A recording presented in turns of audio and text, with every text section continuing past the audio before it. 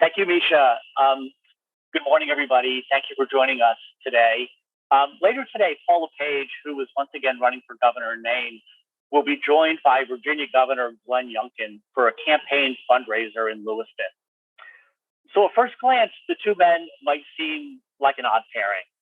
However, there's more in common between the two of them than meets the eye. Namely, they are both far-right extremists who are pushing policies that threaten the fundamental freedoms of the people in their states. So before the two of them get together this afternoon, we thought it would be great to team up with our friends from the Virginia Democrats to make clear just how dangerous these two men actually are. Paul LePage was governor of Maine for 8 long years. He spent that time insulting and attacking the people of our state. He stirred up controversy after controversy, making derogatory remarks, ranging from things like saying that, quote, people of color are the enemy, to telling the NAACP that it could, quote, kiss my butt.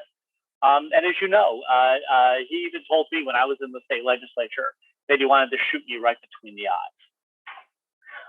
But Paul LePage didn't stop at attacking Maine people with his words. He also targeted us with his policies. He blocked healthcare access for more than 90,000 Mainers. He pushed up property taxes and cut funding for municipal services like schools, police, EMS, and fire.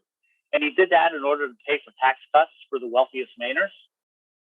And he waged a constant war on some of the most vulnerable people in our state, from the LGBTQ plus community to abortion patients to Mainers suffering from substance use disorder. And now, of course, after 4 years away on vacation in Florida, he's coming back home and is telling people he wants to be governor again. So far during this campaign, Paul LePage has tried to pretend that somehow he's a changed man, that he's no longer the guy who attacked us Mainers with his words and his actions and his policies for 8 years. But it's clearly not true.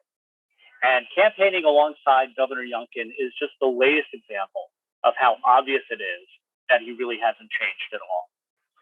And you're going to hear from my counterpart, Chair Swecker, that since taking office last year, Governor Youngkin has pursued exactly the same kind of harmful policies that really defined Paul LePage's time in office here in Maine.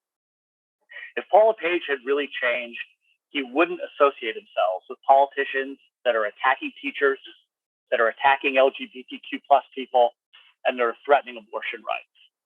The fact that he is embracing Governor Youngkin, along with other right-wing governors like Ron DeSantis and Greg Abbott, really tell you all you need to know. So I'm going to pass it over to Chair Swecker now, but one final comment before I do. When Glenn Youngkin ran for governor last year, he did everything he could to turn the conversation away from his unpopular stance on abortion rights.